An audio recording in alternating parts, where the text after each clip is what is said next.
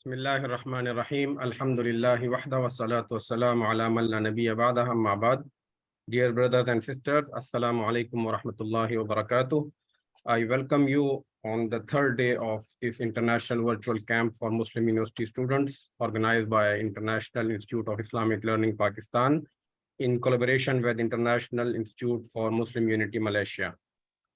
We start the program with the recitation of the Holy Quran. I would like to request my colleague from International Islamic University Malaysia, Pakistan, Sheikh Hannan Hamid, to please recite few verses from the Holy Quran and start the program.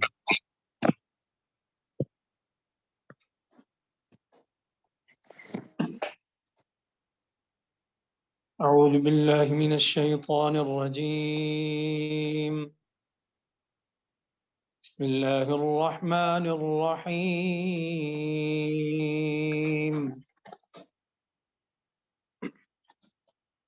ادع إلى سبيل ربك بالحكمة والموعظة الحسنة وجادلهم بالتي هي أحسن إن ربك هو أعلم بمن ضل عن سبيله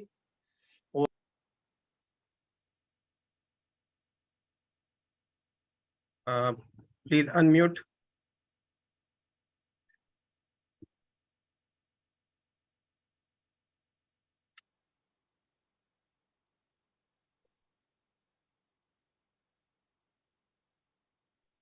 Brother, please unmute yourself.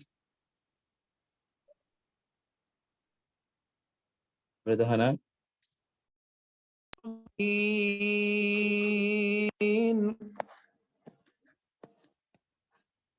واصبر وما صبرك إلا بالله ولا تحزن عليهم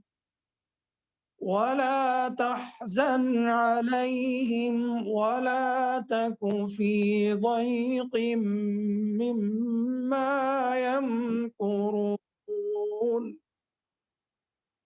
ولا تك في ضيق مما يمكرون إن الله مع الذين اتقوا والذين هم محسنون صدق الله العظيم. Sadaqallah al-Azim, Jazakumullah khair, brother Sheikh Hafiz Abdul Hannan Hamid from International Islamic University, Islamabad. Today, brothers and sisters, our resource person is Sheikh Ossama Al-Azzouni from Saudi Arabia and sometime mostly based in Philippines.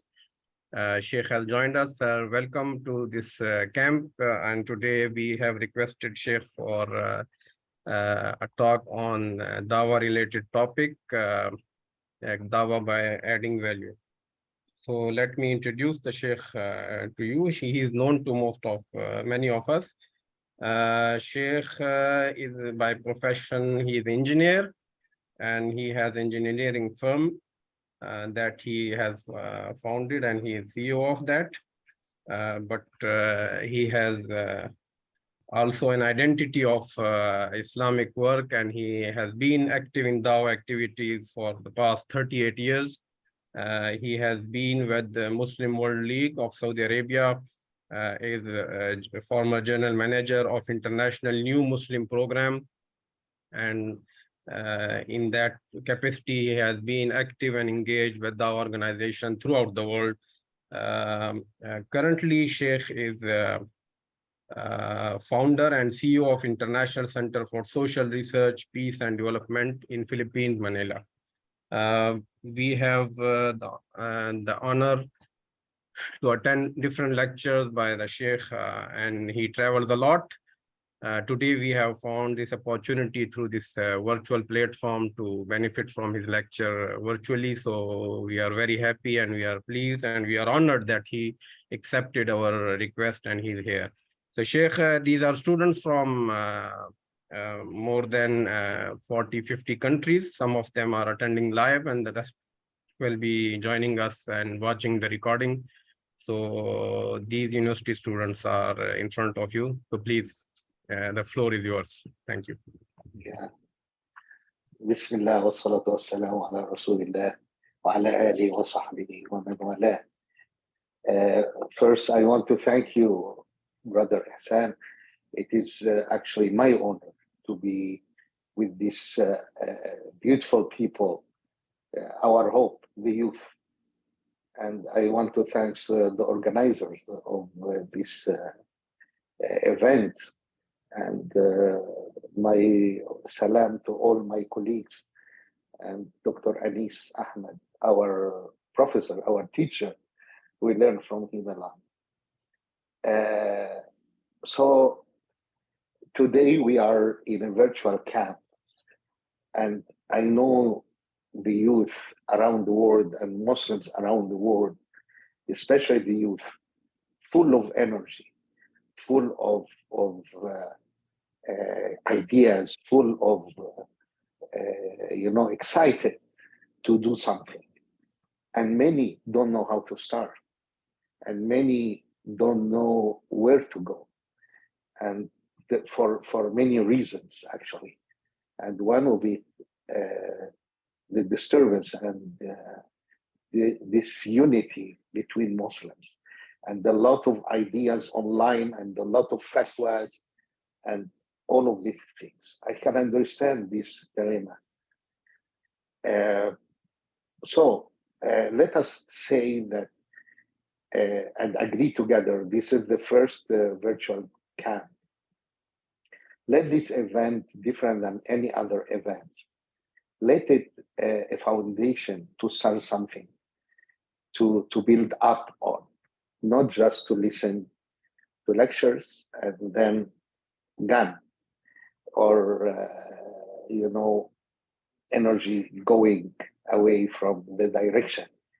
Let us construct a mainstream for our energy and our goals. So the Shaikh, our brother, recite, ادعو إلى سبيل ربك بالحكمة والموعظة الحسنة.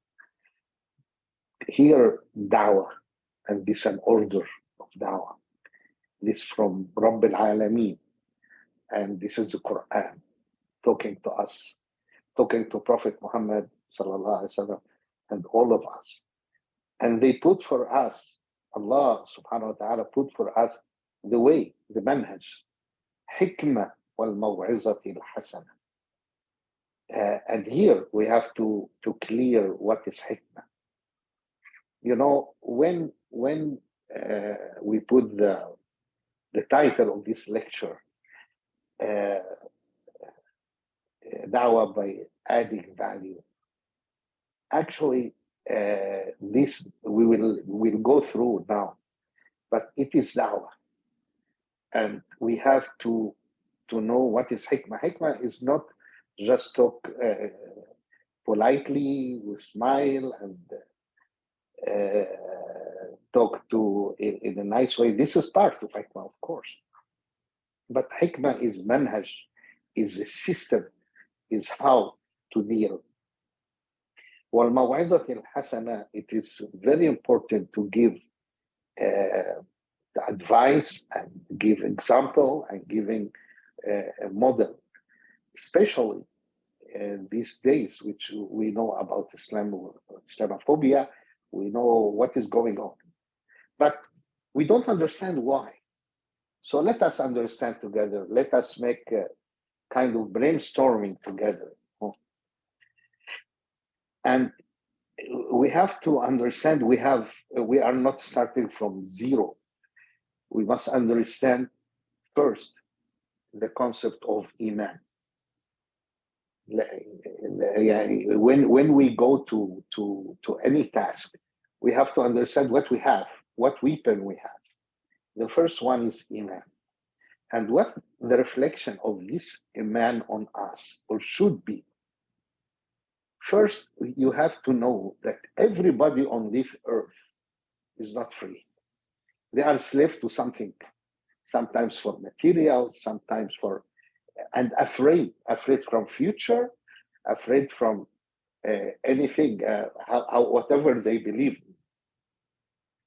Our iman by Allah, and that Allah is the only giver, the only beneficiary, the only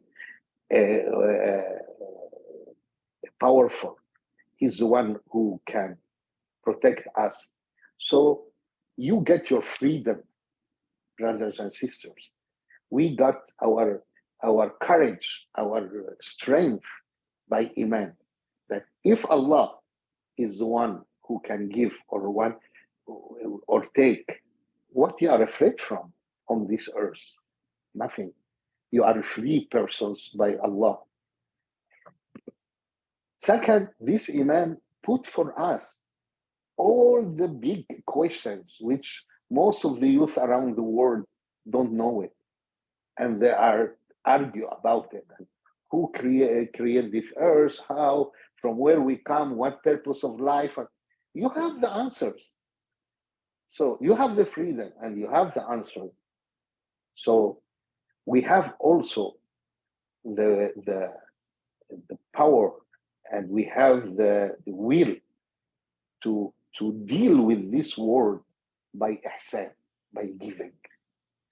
So let us call this iman to us, and let us start by our freedom, by our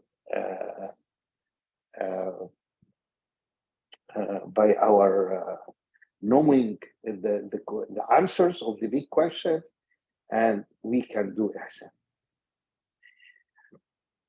Let us first look at our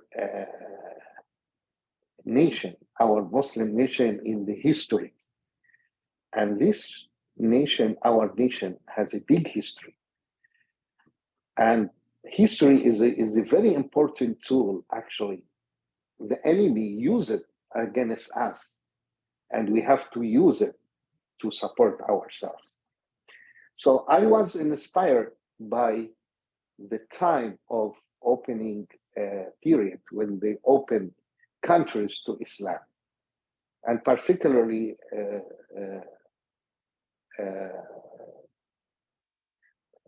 Umar ibn al-Khattab period. It is 10.5 years. The Muslim opened most of the world at that time. Persia, 2/3 of Roman Empire, including Jerusalem, Iraq, Egypt, and you can imagine Umar ibn al-Khattab radiallahu anhu, in Medina without any laptop, without anything, and he's telling him, your nation increase 100 times, and the people increase 100 times. I think any leader nowadays will be crazy about it, how I can control them. So I was thinking, and this is something let us think together. For example, Persia, when they opened it after Qadisiyah battle, and the Muslim defeat Kisra army, this Muslim army was very little compared with the Persian, but they defeat them, mashallah. Why the Persians? Why the people next day did not rebel against this army? They can finish them by hand if they want, because they are so little, and Medina is far for logistic support. But I discovered that in the history, first, there was nothing called citizenship at that time. So it was like Surah Al-Kahf. وَكَانَ وَرَأَهُمْ مَلِكٌ يَأْخُذُ كُلَّ سَفِينَةٍ غَصْبًا. So the kings were taking taxes and own the land, and who's living over the land. So the Muslims giving them big values. First, justice. They told them, you will not pay tax. And when they calculate the jizya, it's very little compared with tax. And the woman will not pay, and so on, and the kid and the old and the sick and so on. Wow. it is adl, it is justice. Shall we follow Islam? We must embrace Islam? No, no compulsion in Islam. So another value, freedom. So these people, when they saw the Muslim like this, lead us, please, no problem for us. So we make it simple, of course. So for our knowledge, the big empire of the Islamic empire, in many places of this empire, the Muslim were minorities for decades. They lead, yes, but they were minority. What happened? That these nations start to adapt the Islamic paradigm in life. And we will talk about paradigm because it's very important. It is paradigm, it is the collective or comprehensive vision. In a certain time, the people adapt and then start to judge and define things and deal with things, political, economical, socially, according to this paradigm. For that, what we are talking now, how we are affected by Western paradigm, will come to it. So people start to adapt the Muslim paradigm in life. They are not Muslim. The girls start to imitate the Muslim girls by her purity, by her dresses, by her, even in marriage and approaching the girl and so on. So this nation, decade by decade, start to embrace Islam, and it become Muslim countries at the end. Here is the point.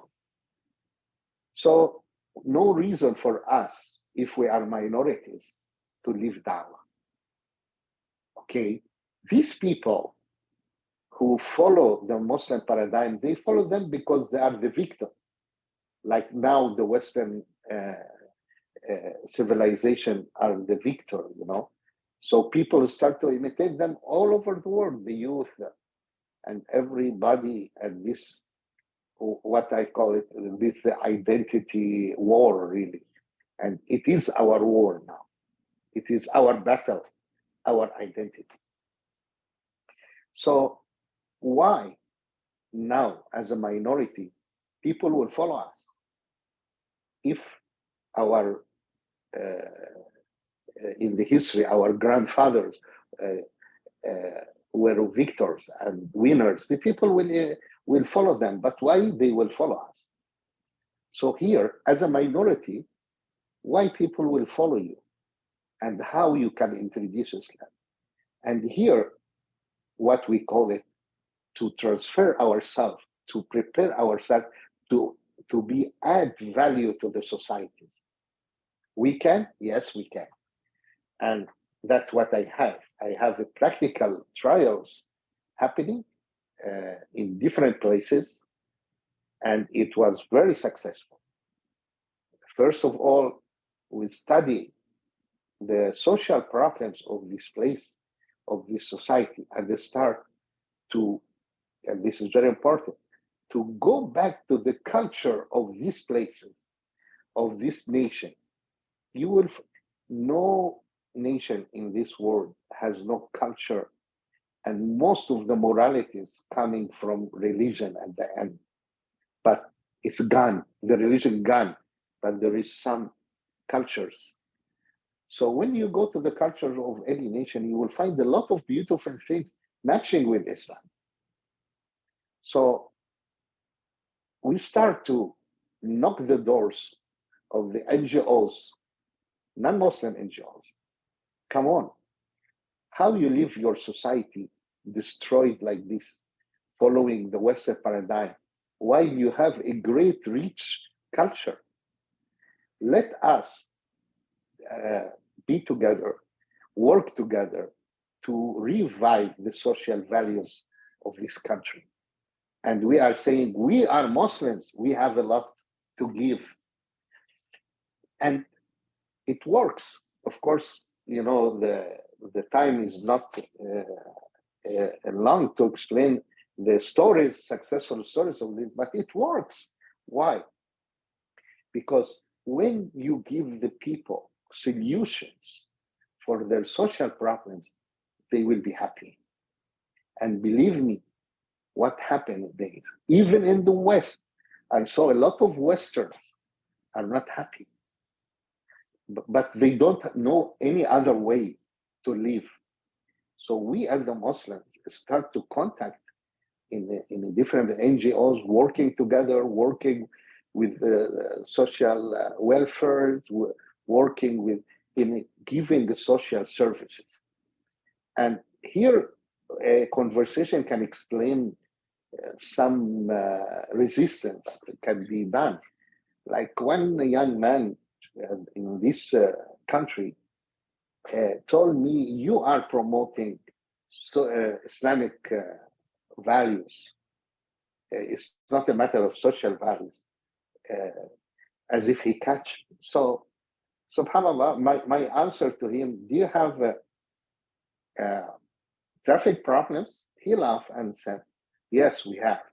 I told him, "You are, I know your country has solutions from Japan for to solve the problem of the traffic." He said, "Yes." I told him, "You have economical problem?" "Yes." "Maybe you are get from China, from America, solutions?" "Yes." "Do you have the social problems?" He said, "Oh, tons of social problems." I told him, "I have solutions. Nobody told you to be Japanese, to use Japanese solution. Nobody tell you to be American or Chinese, and nobody telling you to be Muslim. You want to take it, and I am with you." He stand up and shake hand, and we work together. Some girls in non-Muslim girls start to adapt because it's going with their nature as a girl, our way. And one of them came to me and said, I am acting like a Muslim girl now, but I am very happy, you know." And this is how to let ourselves add value in our societies, in our universities, in many other places. During the colonization periods of our countries, the West discovered that this Muslim has no way to be converted except if ignorant people or don't know Islam or take orphans to raise them up in our way.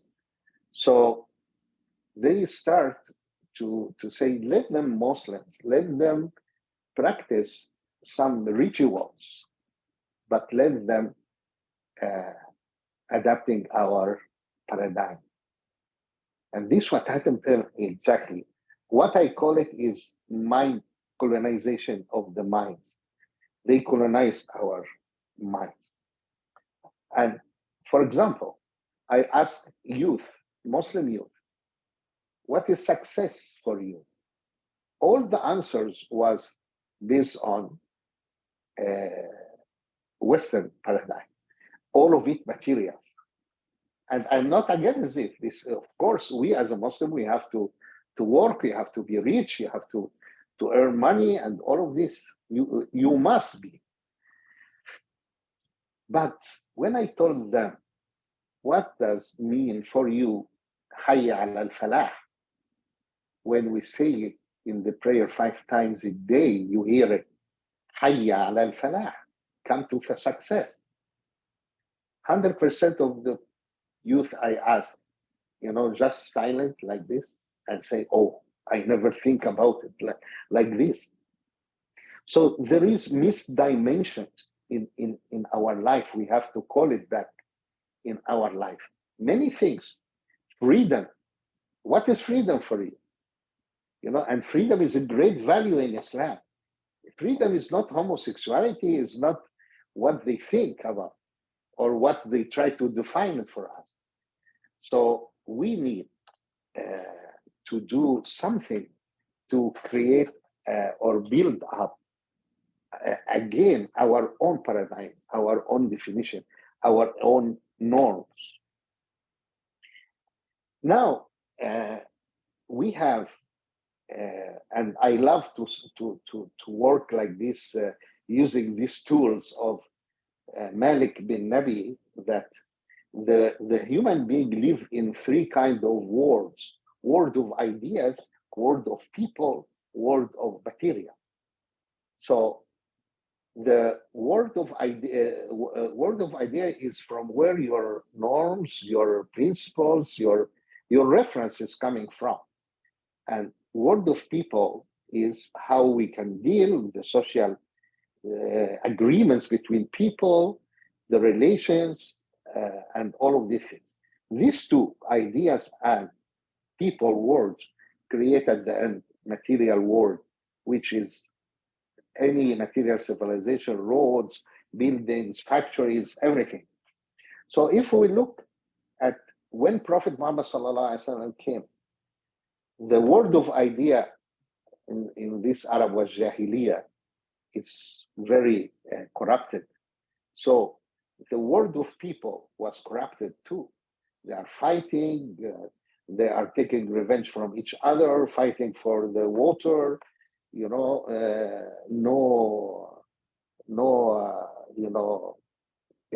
tribalism and so on. So the word of material was zero.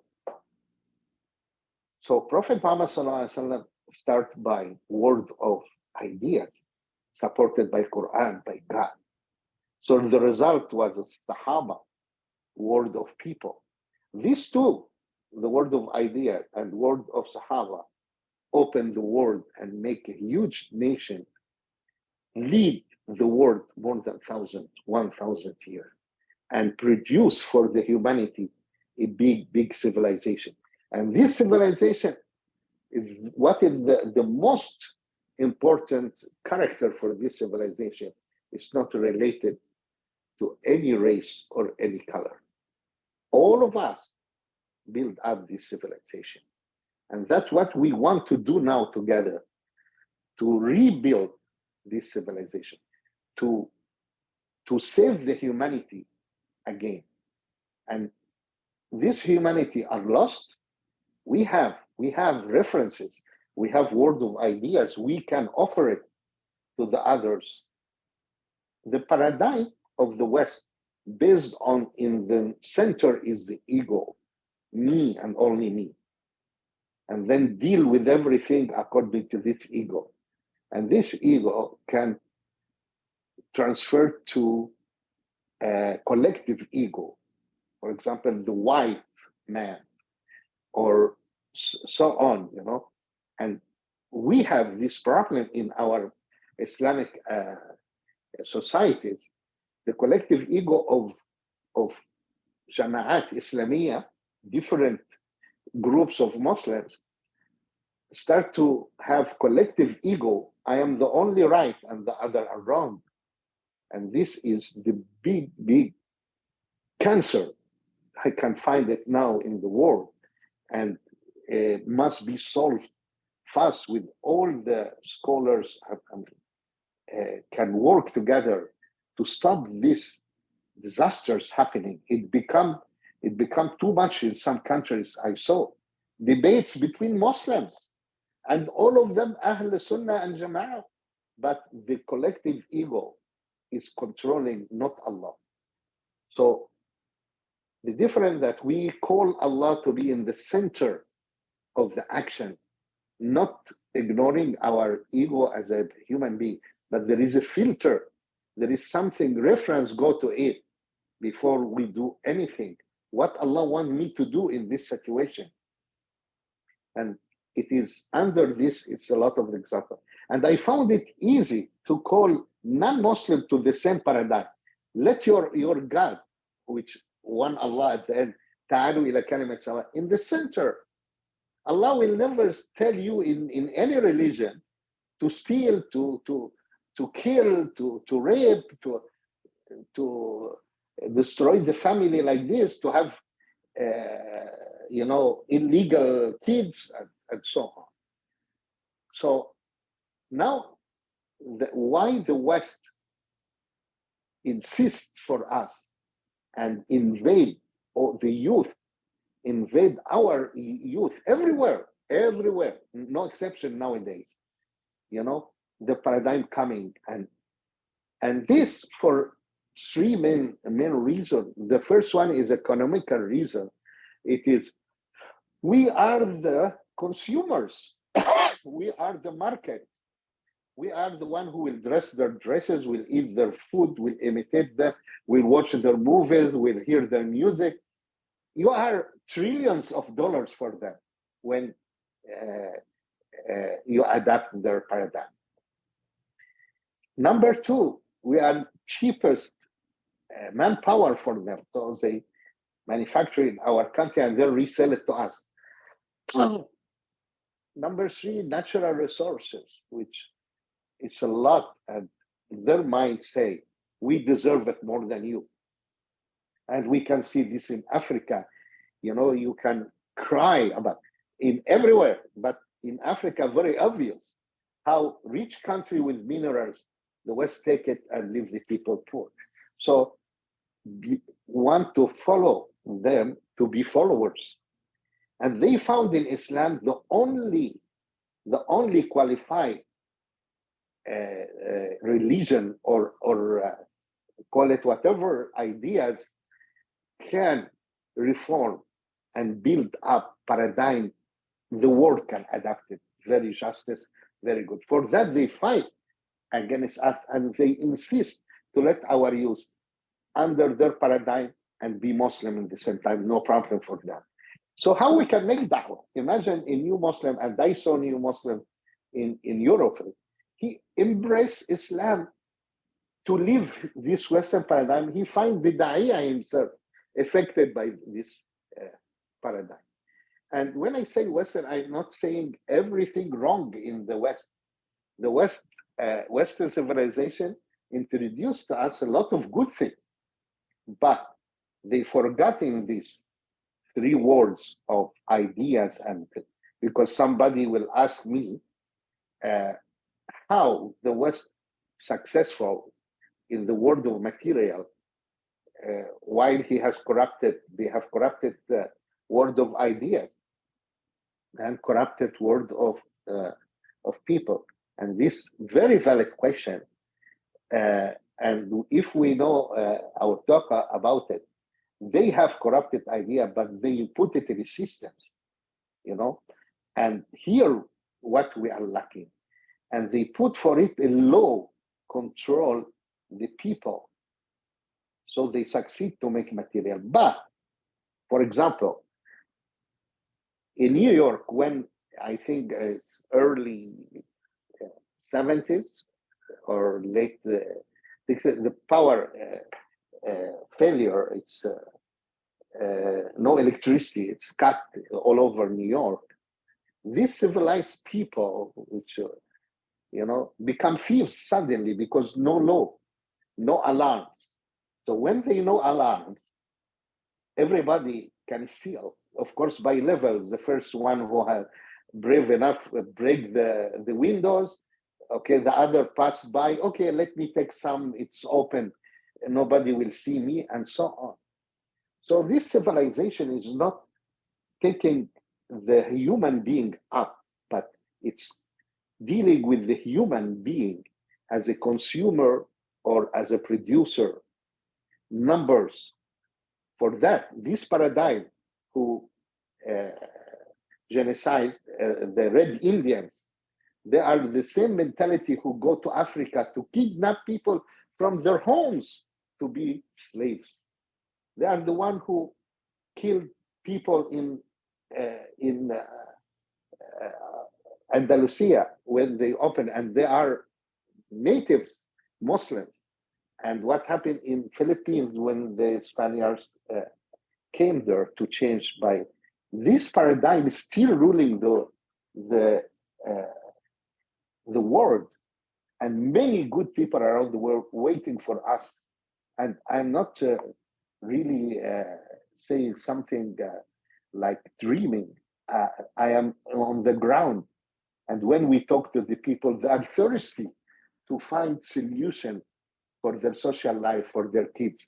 And I start to receive even calls from people like related to the churches and like this, asking me what I can do with my son like this, the problem of my daughter like this. I have event like this. What Islam say in this event? Well, that's what's happening. They start to find us as an add value. We work with the street kids, with the we told them we are Muslim. We are not want to feed these kids as a chicken. We want to raise them up, and we have programs with some governments for this, and many other, in the universities, and even the police ask us to give lecture about social values because this helps to reduce crimes around the world. How to transfer values, and this one of our problems as a people, and the youth must work for it because they are the one who will apply it. Why we Muslims keep talking about values, and then we cannot find it on the ground in our dealing? Because simply we did not transfer our values to system in our life. How to transfer this in system? This is what the West did exactly. They did the system and put a law for them. And I will make it in a small story, can give the example. A teacher told her kid, the student, we have exam now, but before the exam, I want to tell you, ask you a question. Please answer honestly, and nobody will be punished. I will give you the exam, and if I will leave this classroom and no cameras, nothing, you will cheat or not? So most of the students said, yes, we will cheat. Some other answer said, we will cheat when we need. And some very, very little said, no, we will not cheat. So they told them, forget the exam. And now I will ask you a question. Imagine you are now in a society. You grow up in a society. Most of them are cheaters. And part of them will cheat if they need it. And very, very little are honest. What society it will be. So the kids understood the value, how it will reflect on their life. This is how we must teach our kids, that this value reflect, and we have the dimension of Allah dimension. As I'm always love to say, anything without Allah, it is objective, it become target. Like money, I want money, I want money. It become target in the life of people who has no Allah in their life. But with Allah, this target transfer to means, to tools. This money will not be my target. It will be my means to reach Allah. This is how we can deal with things. I know if Brother Ihsan, you can watch the time with me, because I can. We have 20 minutes. 20? Yes. 20. Okay, that's very good. So we need, let us, because I love to hear, questions. When Prophet Muhammad said in one hadith that it will come a day that all the nation will gather as if they are gathered to eat a meal. And here the Sahaba ask him very important question. Because we will be little at that time, so they use the law of quantity. So the answer said, no, you are many at that time, but you are like say, like the foam in this water, like the wave when it comes, like nothing, like a bubbles. So here it's giving us, Prophet Muhammad, the quantity, the quality. You know, quantity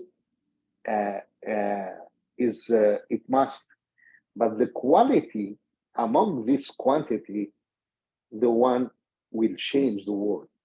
What we call it the critical mass. We have to create in our society critical mass to adapt changing, come to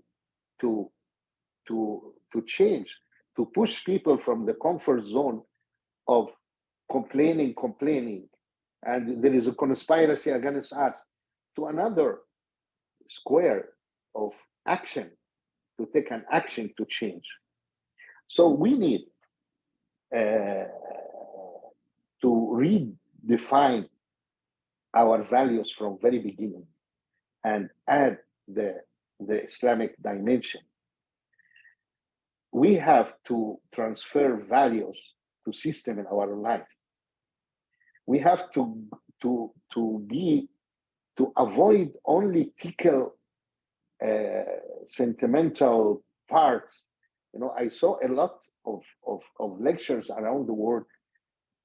Okay, touch, and that's good.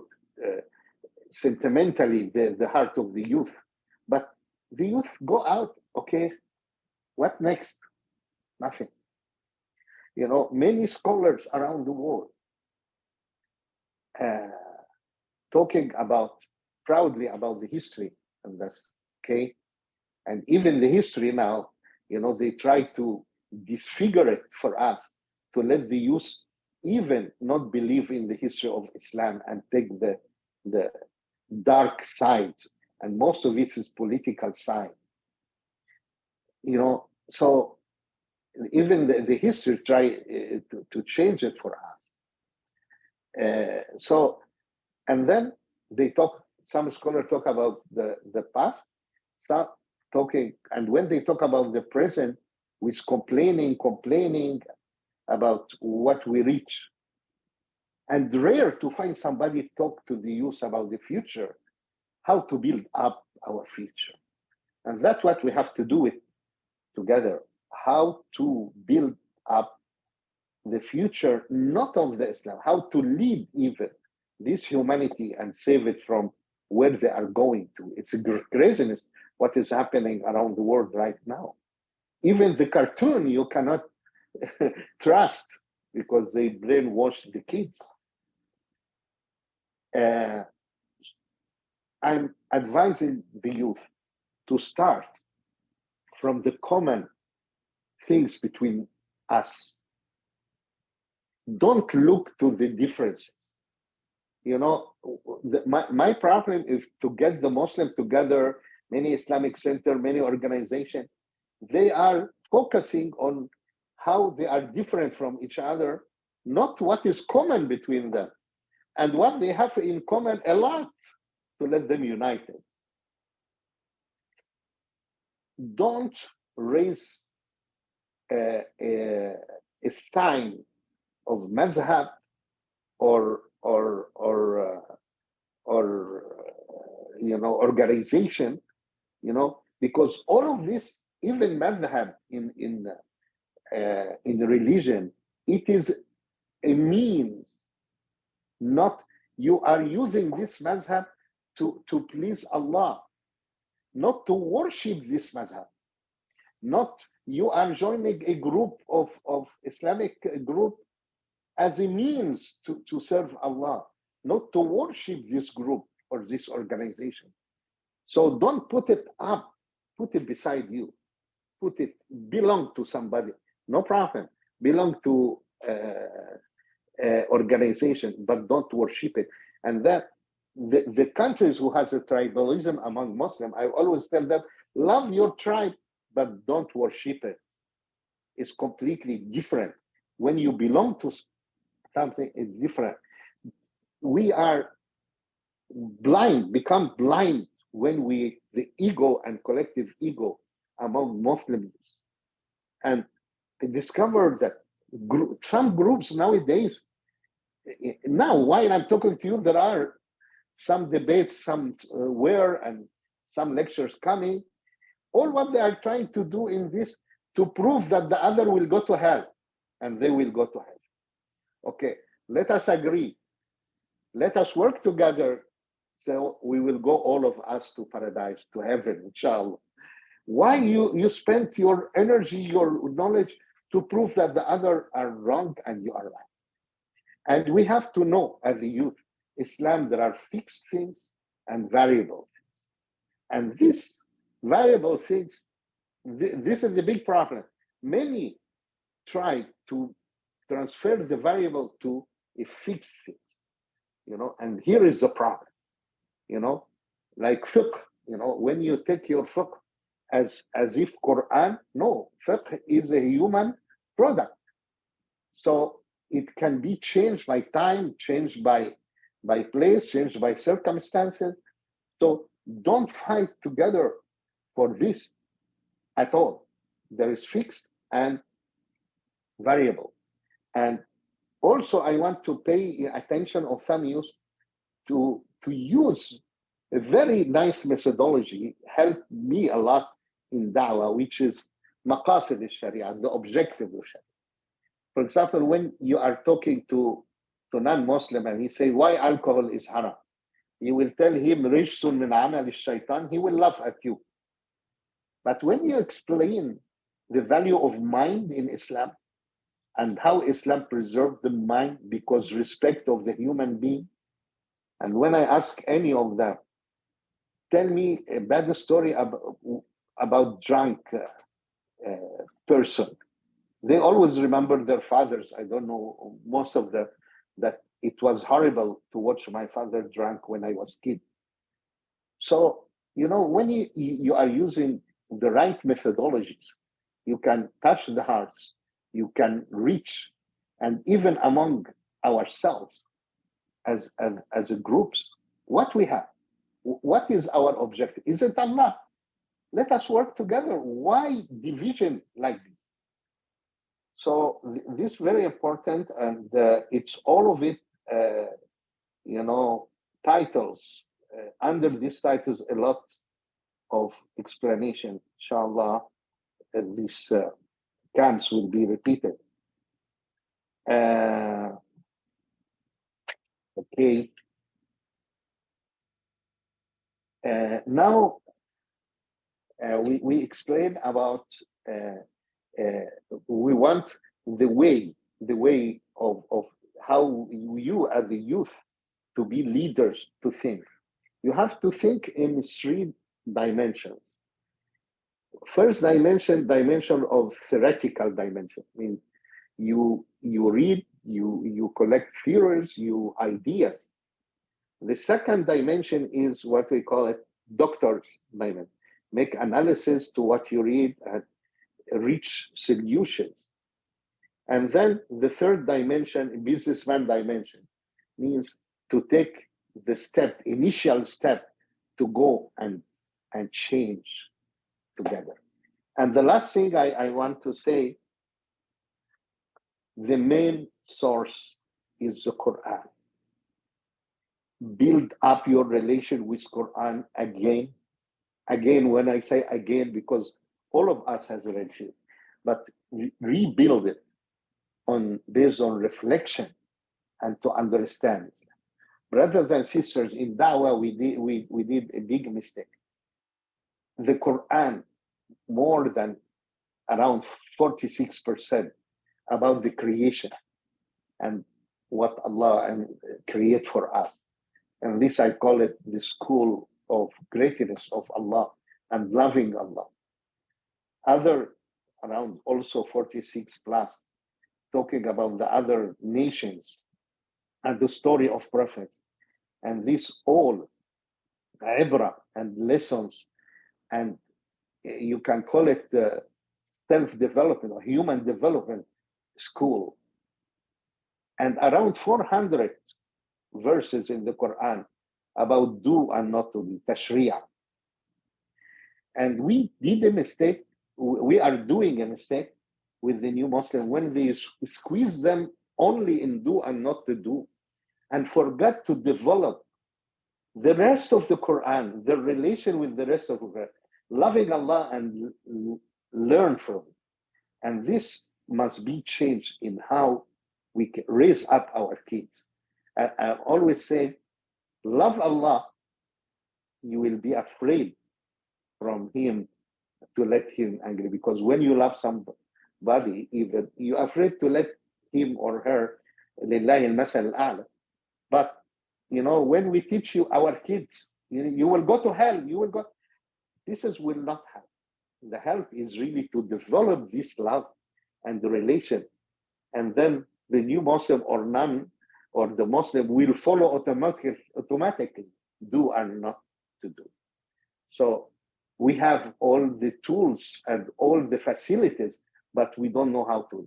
Let us gather it, let us work, let us build. And inshallah, we will do it. وآخر دعوانا الحمد لله رب العالمين والسلام عليكم ورحمة الله. Wa alaikum salam. Thank you very much, Sheikh Ossama Al-Azzouni, for this enlightful lecture. We have few questions. Yes, I have a question in the chat box. Individual efforts have always limited impact. Do we have any plan to influence the government of different countries or larger political religious parties or entities to be an active participant in Muslim unity and development? I am asking about all Muslim countries, especially about Pakistan. Answer is the question coming from Pakistan. Yes, Sheikh. Okay. Generally, let us talk reality. I mean, the fact that governments generally in the Islamic world are not promising for this. And when we are talking now, when you want to change, now you want to go to the head to change, not from the base. So we are talking about, when we talk about critical mass to change and so on, because the societies are the people with it, because any dictators are really start in the mind of the people, established in the mind of the people. We cannot do. So they believe it at the end. So what the West tried to dictate on us, if we reject it, what they can do? So the problem is we don't know how to reject. So for that, we have to work as organization, as a groups, with peace. I'm not talking about violence. I'm not talking, but this change, and when you introduce to the base for the masses of the people solutions and help to the society, believe me, it will grow till it reach the top at the end. We don't want clashes now. We cannot, we have no power to talk to, authority power to talk to leaders, okay? But everybody in his place, in his community, in his society, in the students, the teachers, the professors in universities, the politicians, a lot of khair in this ummah, but they are separated, they are divided. Try to find each other in your countries. Try to offer a better solution for the societies, and change will come. That's what only I cannot go deeper than this. Okay. There is another question here. Nowadays, there are many divisions and groups among Muslims. So how we can separate ourselves from them?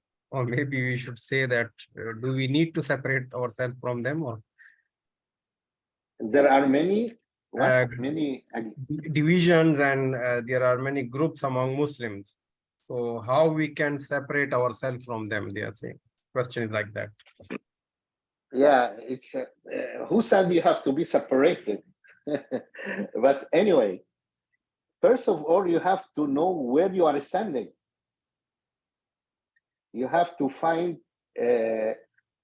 for yourself the way where I want to go, my manhaj, my direction, But if the question means many organizations, as I mentioned, against each other and divided the people, and so on, this must be stopped or must be avoided.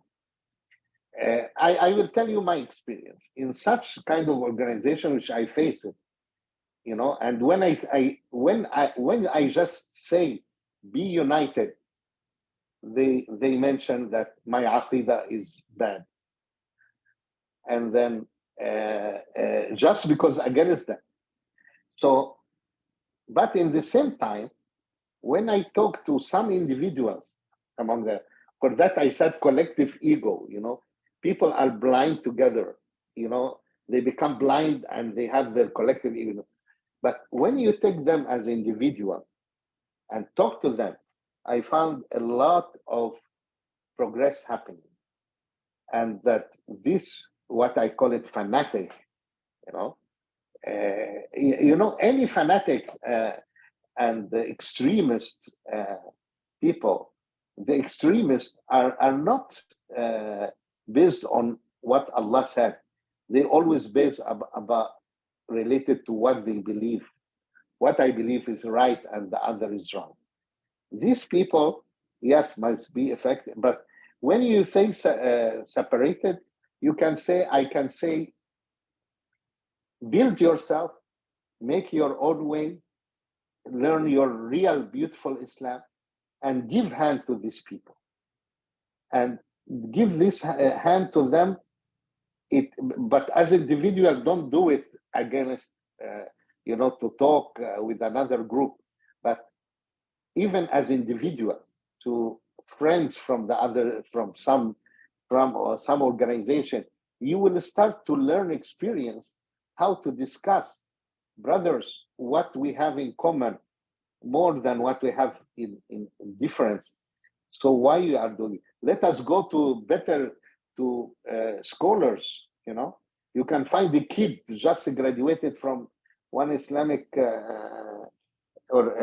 university, and he signed alim, and start to youth around him go to real alims, talk to them, let this and the ulama also has a big job to start to discuss with this youth who are organization like mushroom everywhere, dividing Muslim. Even in the West, I saw this. In many Western countries, I saw the Muslims divided by this way. So you can avoid them by building up yourself, your Islam, and your group, and then at that time, give hand to them to come, to join. And wallahi, many of them, especially when they grow up little in age, they realize they were wrong. Yes. But I agree, we have a big rule, and scholars has a rule in this. Yes, Brother Nasir, then Zaria. Assalamu alaikum wa rahmatullah. Wa alaikum salam wa rahmatullahi wa barakatuh. Sheikh, Jazakumullah khairan for this wonderful lecture. Alhamdulillah. I'm calling from Nigeria. Yes, sir. MashaAllah. MashaAllah. Yes, as you mentioned that history is a very important tool that we can support ourselves with. So what I'm seeing here in our country, Nigeria, is that we are losing that focus, because this history is, we are as if we are neglecting that aspect of history. Because the history, it is all, even in our universities, we have a shortage of students that are studying that history, talk less of Islamic history, where the Muslims may know their history. So it's a serious problem. I don't know, maybe we'll later on we will get some support in terms of ideas and way forward, so that we may see how to see that history, especially the Islamic history, may be implemented in our curriculums in our various schools, so that that history will not be forgotten, because that history is very important, as you have said, sir. Thank you so much, sir. Yes, actually, the history is very important, And I will give you an example in Philippines, for example. When you talk to youth in Philippines now about their history, for them, the history of Philippines start from Spaniards. They don't know anything before that. They don't know that their country was, Islam was there, and there are sultanate there with every sultanate has a sultan and so on. And this, the colonization do it to cut and separate the people from their roots. And the history, why we need it? We needed to use it as example to the people, and to convince when you have a real history, to, and this happened in the history, it's convincing, and also to build self-esteem and self-confidence. Usually, the countries and the people who they succeed to separate them from their history, or they teach them that they have no history, they have no self-confidence. They just followers.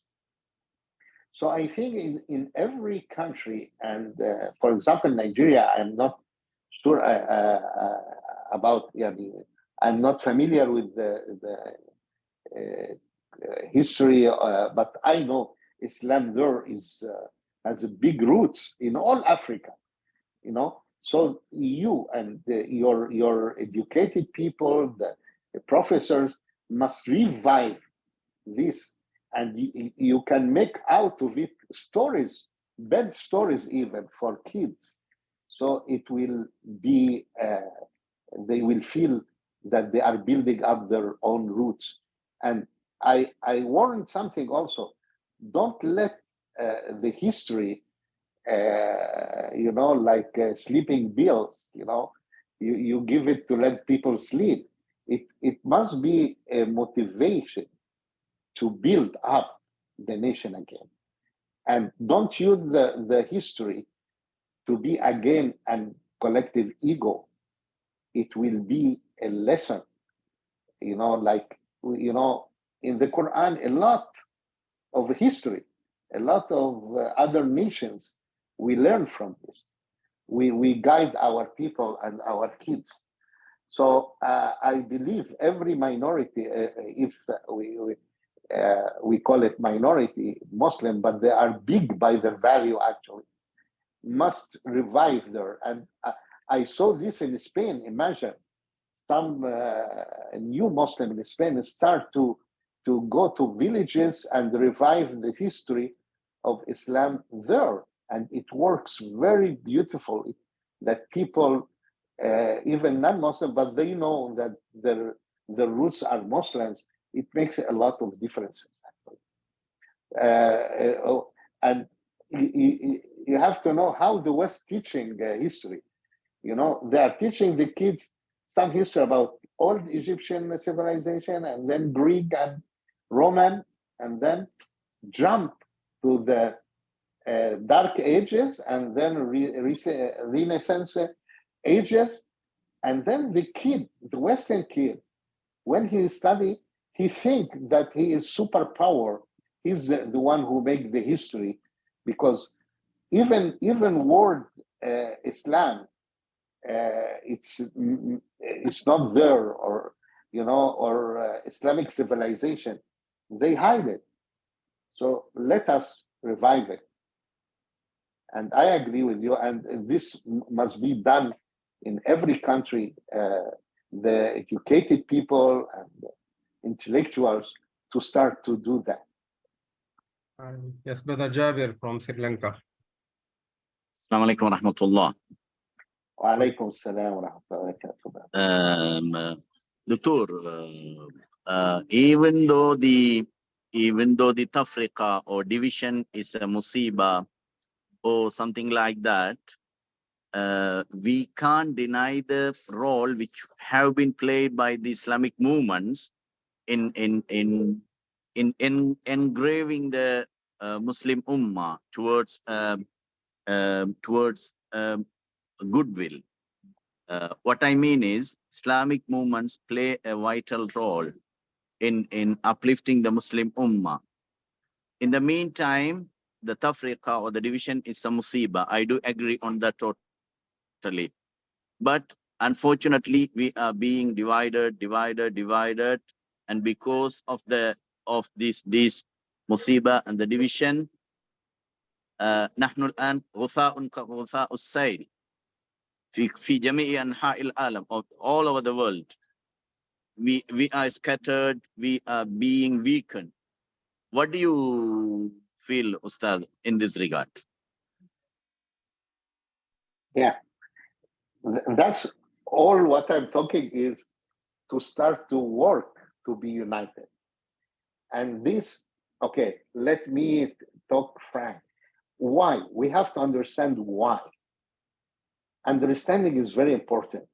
And many people don't want to understand. Let us understand. We have scholars graduated by hundreds every year from many Islamic universities. And this is my personal observation. And then I said, where, especially in minority, when in the countries who are as minorities, then I found these kids graduated from different universities, going back home.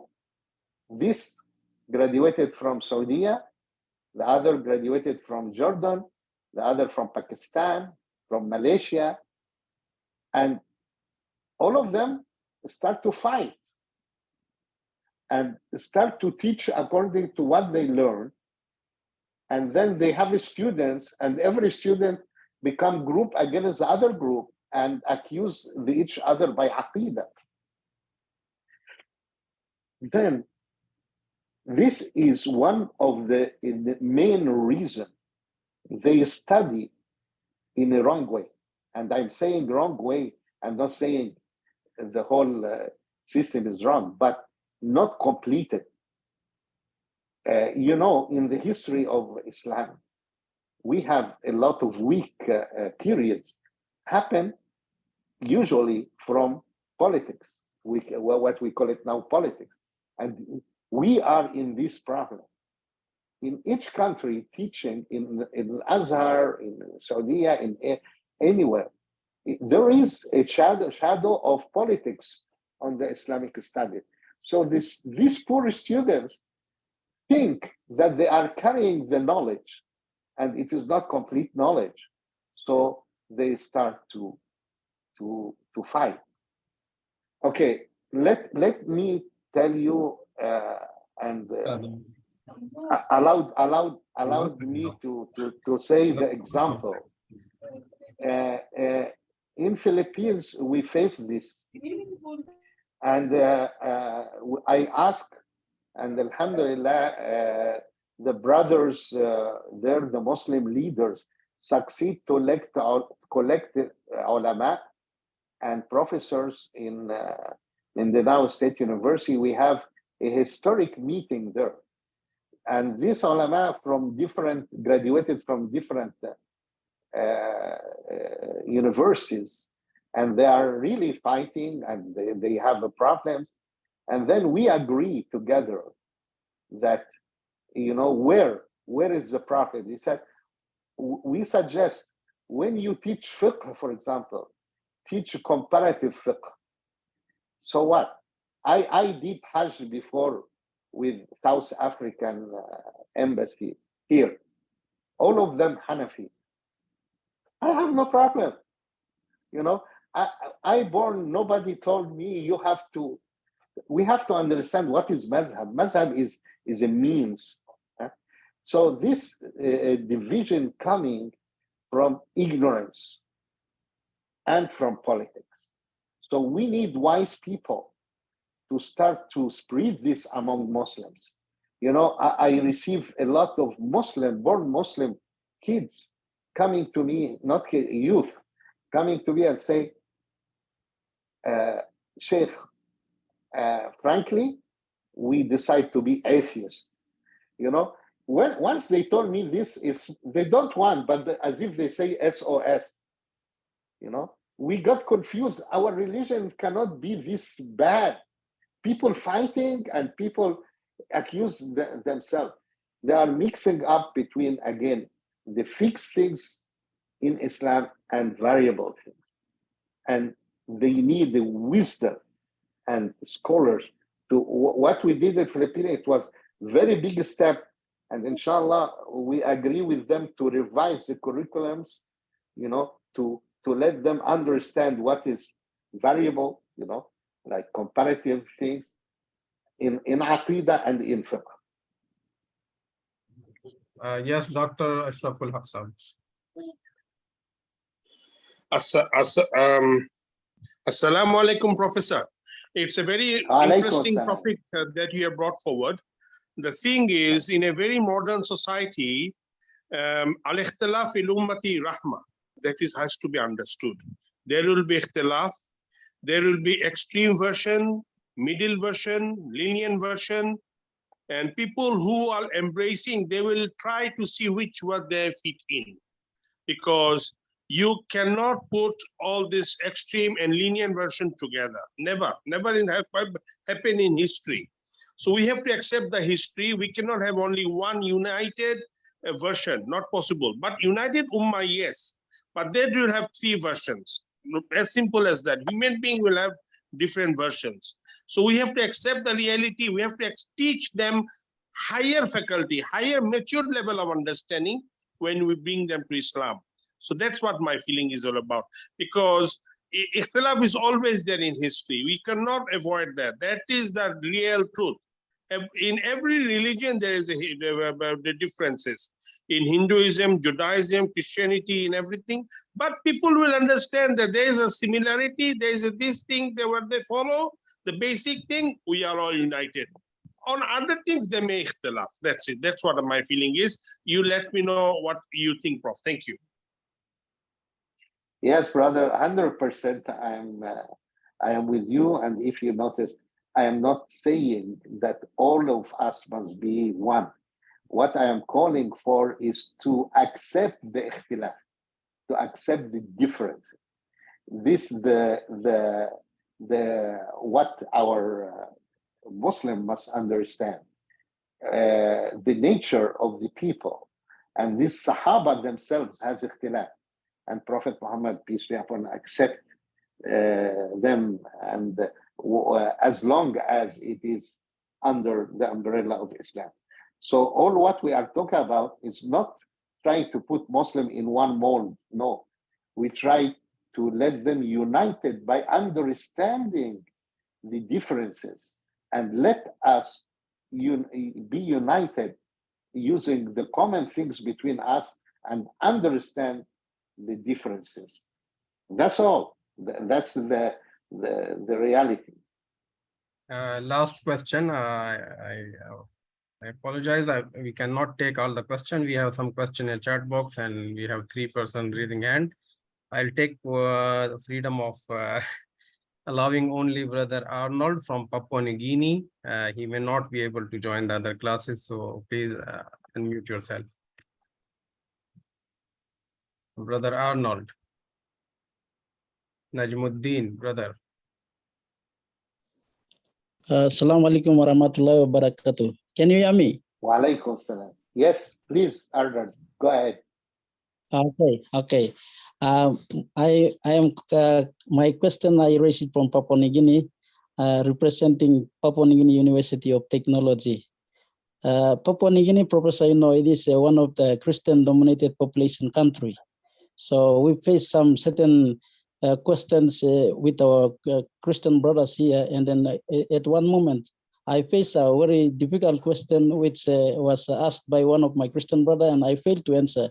So inshallah, if you can be able to assist me so that I can be in a better position to answer the same question in the near future, inshallah. So the question here is, Christians, that brother, he asked me, the question is that Muslims, you are preaching about maintaining brotherhood, you are maintaining, practicing one religion, you are maintaining with using one book, which is Quran and all this. But why the Christian Muslim countries like Afghanistan, Syria, in other Libya and other countries like that, why they are fighting, creating civil war amongst themselves rather than you maintaining a brotherhood? This is what the question is raising, and I fail to answer. So inshallah, brother, if you, as a professor, if you can be able to assist me to answer that question in the near future, inshallah. Assalamu alaikum. This question needs a lecture, my dear. But anyway, first of all, I will start with something like, I say it like a joke, but it's true. I don't know, any of you noticed that now 1.5 years, since 1.5 years, the Islamic terrorism is in vacation, and you cannot hear about something happened here or there more than 1.5 years till now. You know why? In my opinion, because the mastermind behind this terrorism is busy in Ukraine and Russia war. And they don't want to divert what they try to build, the masses, to guide them that Russia is the evil now, and they don't want to divert things. This can answer a lot of things about who create these problems. If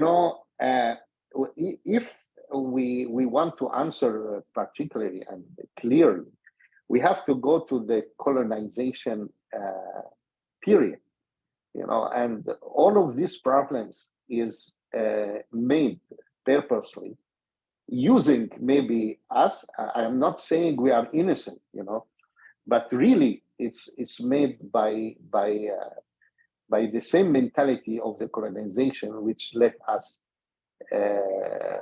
facing all of this.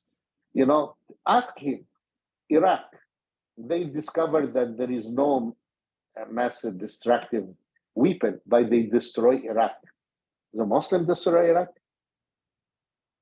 Afghanistan, people defending their country from Russia at that time, why on earth you are entering, why American troops are there? They said because they fight terrorism there, thousands of miles away from the United States. And then we discover because the natural resources there is very huge.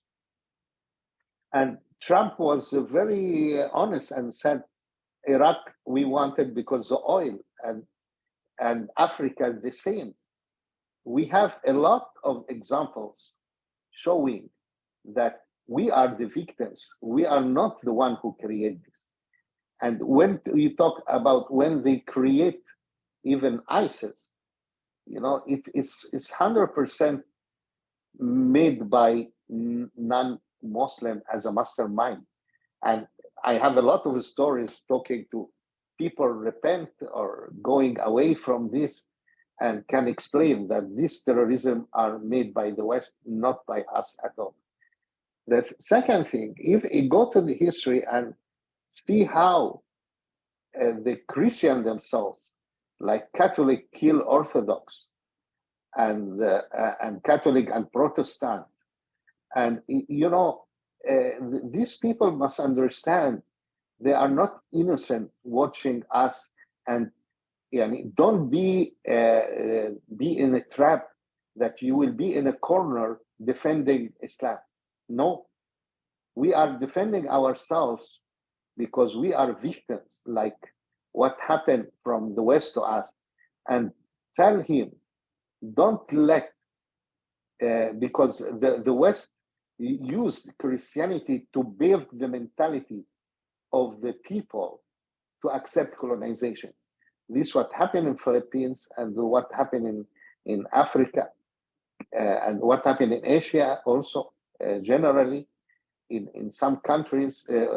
That's what happened in Latin America. They use the church to let the people accepting to love your enemy. And then they become like colonized, and they become followers, and they are at the end nothing. So what we are facing is really a continual, we finish the period of colonization, and this is the after colonization period is still working. We are in economical problem, war, in social war. This is not easy. And the culture war, identity war, we are still in this fight. And every time we try to win a battle, they let us like a firefighting. We want to keep down the fire in Iraq, in Afghanistan, all of it. It is not a real problem. It's man-made problem, and not from Islam problem. And advise your friend, if you want to understand Islam, they are attracted. Tell them all what you are watching now is politics. It's not Islam. But if you want to Islam, use this as the reason to make it out. Come and understand Islam from me, from the Quran. And you have to understand this is not Islam. This is politics, pure politics. And ask him, is it Christianity giving the right to kill you, all the Red Indians by the name of the cross? They killed them. So let him wake up that the matter is not a religion. These people greedy and want to take this land from their native, so they kill. The Muslim paradigm, when they reach, for example, Philippines, before the Spaniard, they never kill anybody. They make business with them, trading, and people start to embrace Islam. And this happened all in South Asia and in many other places. Take him to the history and show him how the church did and how the Muslim did. And what is happening now, it is part of what the West doing to us. But of course, this need more explanation, but that's what we can say it in a short time. Yes, Shaikh, thank you very much for your very fruitful presentation. And inshallah, we were having a discussion with you that we are planning to launch a series of such lectures, 8 or 10 lectures. So we will keep discussing that and we will finalize it, inshallah. So thank you very much, Shaykh Ossama Al-Azzouni, for your time. Thank you. We stop here. Thank you very much. And my salam for all the participants and all the organizers. And may Allah bless you all and bless your work. And push yourself from comfort zone to an action zone, and all together, inshallah. Thank you very much. Assalamu alaikum wa rahmatullahi wa barakatuh. Subhanakallahumma wa bihamdika nashhadu an la ilaha illa anta nastaghfiruka wa natubu ilaik.